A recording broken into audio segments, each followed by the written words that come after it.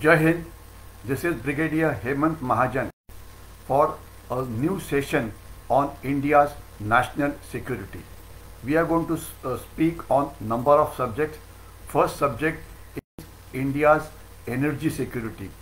Thereafter, we'll talk about slowing down of economy in China and its effect on India. We'll also talk about increasing radicalization and also increasing violence in Pakistan and its effect on India. Thereafter, we'll talk about the visit of Srimati Hasina Wajid, the the Prime Minister of Bangladesh to Pakistan and its effect on India. And we will also talk about Delhi, which is still being a gas chamber as far as the pollution is concerned. So there are a number of topics on which we will talk, but first let me start talking about Pakistan.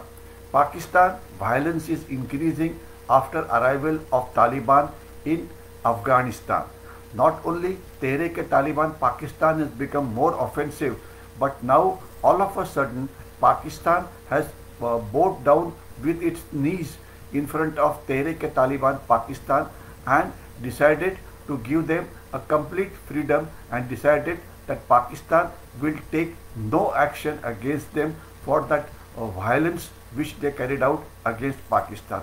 Not only that, in the heartland of Pakistan, the Punjab province, there are radical organizations which are holding Pakistan to ransom, and the Imran Khan government has bowed down and given up on all their demands. So this is only emboldened the other terrorist organization or other radicalized organization in Pakistan who are asking for similar concessions. So the future of Pakistan appears to be very bleak from the point of view of violence, because Afghanistan formation of Taliban government there, instead of helping, has only ensured that a large number of refugees have come to Pakistan, thereby burdening the Pakistan economy. And not only that, Pakistan is spending all its energy in trying to tell the world that look after the Talibanis, look after Afghanistan, otherwise Afghanistan will have an economic disaster. That is as far as Pakistan is concerned. But important event that took place in India was a conference on Taliban in India, which took place on 10th and 11th of November, that is just yesterday, and it was a successful one. Who participated in it? The Afghanis, Talibanis participated. In addition to that, there were Central Asian republics like Kazakhstan, Kyrgyzstan, Turkmenistan, Uzbekistan, etc. In addition to that, Russia was there, and most important, even the Iranians were there. The ones who were not present, one was China and second obviously was Pakistan. The meeting was reasonably successful, and they have all agreed to India's demand that there should be 5 or 6 rules that should be followed in Taliban. Firstly, no sheltering of world terrorist organization. Secondly, not using Afghanistan as a base to start off new terror activities, etc. Everybody agreed. Now the most important part is that all the countries which came together, Russia, Iran, CAR and India, was basically in earlier times what is called as the Northern Alliance.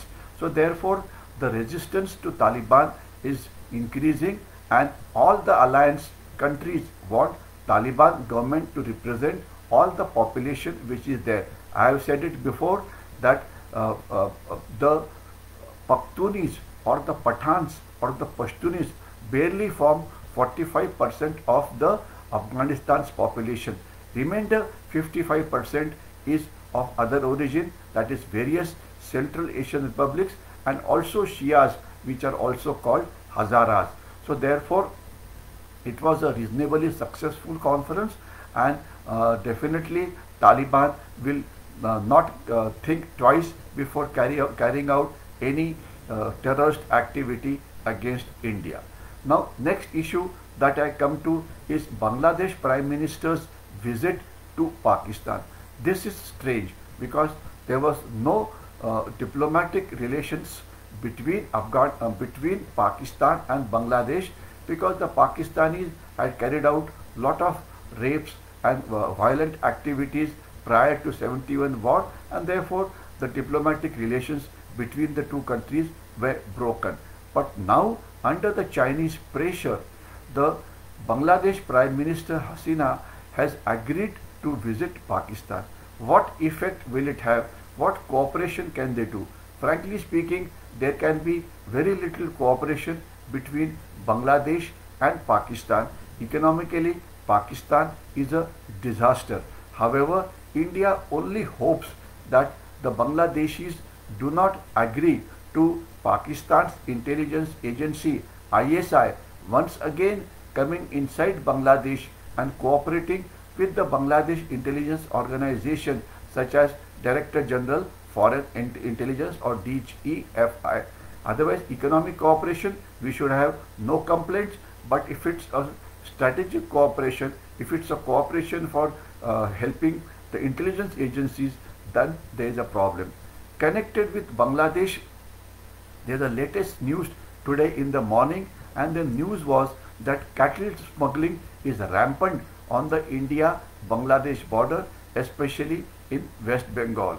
Now, the border security force detected a movement. They tried to stop the cattle smugglers who were trying to smuggle cattle by lifting up the cattle with the help of local cranes and putting them on the other side of the fence which is being laid down on India-Bangladesh border. The BSF detected it, tried to stop it. They attacked the BSF. BSF fired and 2 cattle smugglers were killed.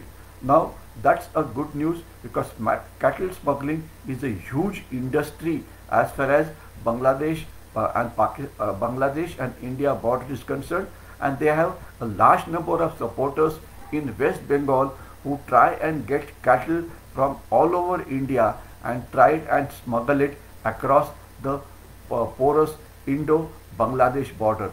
So let us hope that BSF is able to stop any such attempts in the future also. Connected with that is also an objection by the Punjab government to give additional legal powers to border security force. Additional legal powers to border security force, as I have said before, is a must, because the international border with Pakistan as well as the border with Bangladesh, there are a lot of crimes which take place. Smuggling is rampant, illegal trade is rampant, illegal migration is rampant. So therefore, to stop it, the border security force requires legal powers. Unfortunately, the police in the border areas is not much of an help. The BSF is comparatively much better as far as protecting national interests are concerned. However, state of Punjab is claiming that it's an encroachment on their rights, so they are not agreeing to giving additional legal powers to border security force, which is wrong. The border security force must be given all legal powers, because the drug smuggling is rampant as far as Punjab is concerned, and illegal Bangladeshi migration is rampant as far as the West Bengal border is concerned. The BSF must be given all the powers. Next issue I will come to is the China's economic crisis. China's economic crisis we have spoken before, but the good part is that now the international investments, especially from Europe and America, have now realized that investing in China is dangerous because of many reasons. We have spoken about it earlier also, but the good effect is that many such investments are now turning towards India. In fact, in last 2 months,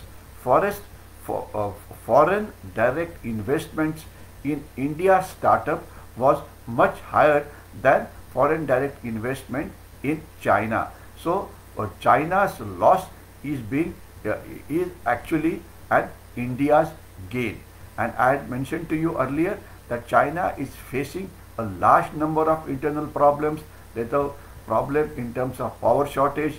there's a problem in terms of pollution, there's a problem in terms of food not being available, there's an unrest of Xinjiang Muslims against China, there's a problem of Tibetans being unhappy there, the problem of the Mongolians being unhappy in China, Hong Kong is also unhappy. And to stop all this, very recently a law was passed by China in which China's Prime Minister Xi Jinping was given powers to rule the country perpetually, and they passed an important law which we need to focus upon.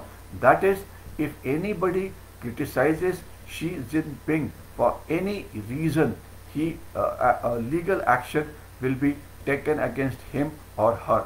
This means Xi Jinping's enemy number one is its own common people, because the Chinese common people have been unhappy because of economic slowdown, unhappy because of companies closing down, unhappy because of food shortage, unhappy because of floods, unhappy because of minorities' rights being violated, and there are n number of reasons why the Chinese are restive against Xi Jinping. And since Xi Jinping feels that he is the right man to rule China, so therefore he is ruling with iron hand. In fact, the coronavirus has again raised its head in China, and therefore again another set of lockdowns has started there, thereby creating a problem. But this presents us with tremendous opportunities. Now, as far as India is concerned, one more good news: the WHO finally accepted India's Covaxin, Indian-made Covaxin, and now it can be used all over the world. Remember that WHO has taken 16 weeks to accept Indian vaccine, while Pfizer vaccine they accepted in 6 weeks, and now since last few days there are reports coming in the media that Pfizer vaccine trials were all fudged. Statistics that they put in about the effectiveness of this virus was all incorrect. The trials were not conducted properly, the results were not recorded properly. There are n number of accusations that have come against Pfizer. This means the Pfizer vaccine which some countries used was very suspect. It was not meant to do the job it was prepared for, and it has been a complete failure. While on the other hand, the Indian manufactured vaccine has been very effective, and touch wood, we are doing a good job as far as controlling the Chinese virus or corona or COVID is concerned. However, the danger to corona is not over. The government is still mulling over whether to give third shot to the adults or not. Government is also mulling over whether to give this vaccine to the children or not. Of course, the scientific community and the doctor and the medical community will take a considered decision, but still we as Indian citizens have to ensure that we strictly follow rules which government has laid down, so that we are not a cause for spread of the coronavirus or the COVID-19 virus. Now, next issue, or the most important issue of today I will talk about, is about India's energy security. What do we require energy for? We require energy for industry, we require it for agriculture, we require it for domestic purpose, and we require it for many other purposes. But these are the four major areas where we require energy.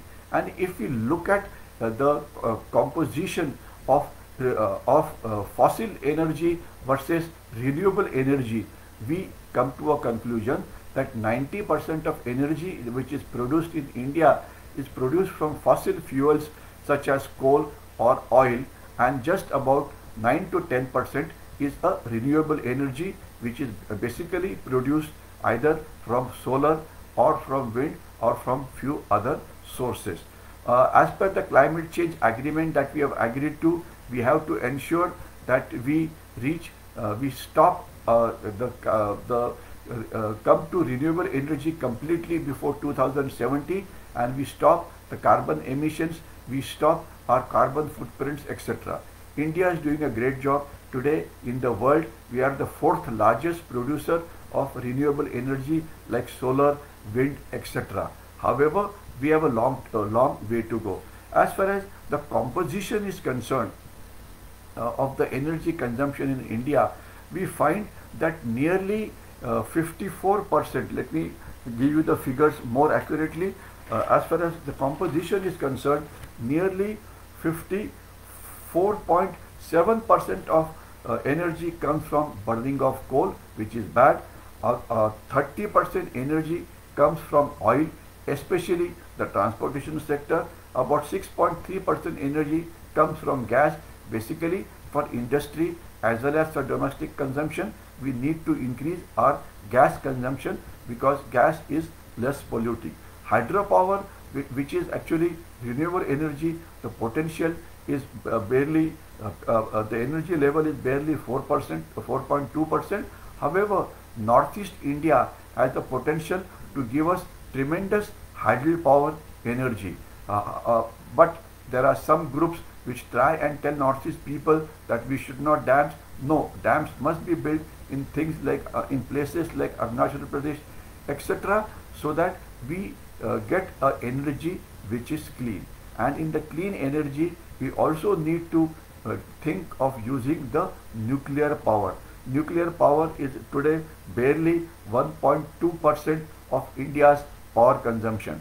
As Dr. Adil Kakodkar said, who was India's great man as far as nuclear power is concerned, that we need to increase it from barely 1.2% to nearly 5%, 6%, or even we can go to 10%. Nuclear energy has a very important role to play as far as reducing global warming is concerned or reducing carbon emissions are concerned. Let us hope that India gets entry into what is called as the NSG, that is Nuclear Supply Group, so that we will get an technology which is more modern than the technology which has been produced domestically in India. So let us hope in the near future entry into NSG will ensure that our cost of producing nuclear energy also comes down. As far as hydropower is concerned, there is a great potential of producing hydropower in the two neighboring countries of Bhutan as well as Nepal. In fact, Bhutan hydro potential is so much that it can produce supply energy to complete North India. So let us hope that we are able to improve our relations further with Bhutan and Nepal, so that we can produce electricity can be produced there by damming the rivers inside these countries, and electricity can be paid for by India. This will be a good source of renewable energy. So reducing coal is very important, and it is hoped that today the Indian industry is investing very heavily into hydrogen, which is supposed to be the energy for future. It is said that possibly in next 4 to 5 years, hydrogen will be cheapest fuel available. Let us hope that India is able to develop this technology, because if it happens, then our dependence on energy from outside will reduce.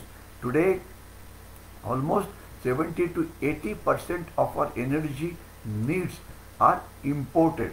Now, this is not a good thing to happen. We must become self-sufficient as far as the energy security is concerned. In the transportation sector, we are going in in a big way for mass transport, such as the metro railways, etc. Let us hope these come up fast so that carbon emission is reduced. And not only that, in addition to these normal sources of energy, we are also going in for many advanced technologies like hyperloop, etc. So as far as the energy security is concerned, the future is looking quite bright, and hopefully our dependence from energy from outside will reduce drastically in the days to come. We will reduce our carbon footprint, we will reduce our, let's say, the pollution that takes place in the country, etc. The last point now which I will touch upon today is Delhi is still a gas chamber. We had spoken about it last week, in which it was mentioned that the Delhi's air is become dangerous, and what we must understand is while corona in India killed about 5 lakh people roughly, the uh, uh, pollution related issues killed about 18 to 19 lakh Indians in year 2020, meaning pollution kills, and the people who are responsible for it in a very big way are the farmers from Punjab and to some extent from Haryana. Because of burning stubble, Delhi is become a gas chamber. The government of Delhi tried to tell them not to burn it. They have tried to subsidize lot of things, but it is not working on ground. While the government figures claim that the burning of stubble or crops has reduced by about 20%, 25%. It is just playing with the figures. The fact is today Delhi is choking. Delhi people or the people in the national capital region are let's say breathing air which is highly poisonous. It reduces the life of a common citizen by 9 to 10 years, and these are the figures not quoted by me but quoted by our respected medical associations like ICMR, etc. So let us hope that while farmers have some issues with regard to subsidy, etc., those could be looked after. Crop pattern needs to be changed. Paddy growing needs to be stopped. There have been a n number of recommendations which expert committees had given. However, the government is scared of implementing, and barely 2% of the farmers are holding entire national capital to ransom. Let us hope they understand that because of their action, a large number of Delhiites are dying, and the people who suffer most are small children who are most susceptible, and of course senior citizens, that is citizens above 60 years of age. So let us hope that the farmers in Haryana and Punjab realize that they are a cause of death for large number of deaths, and they also follow what is called as the individual social responsibility. I will stop here. If you like this video, like it and try and share it with as many people as possible. Till then, Jai Hind, and see you again on coming Sunday.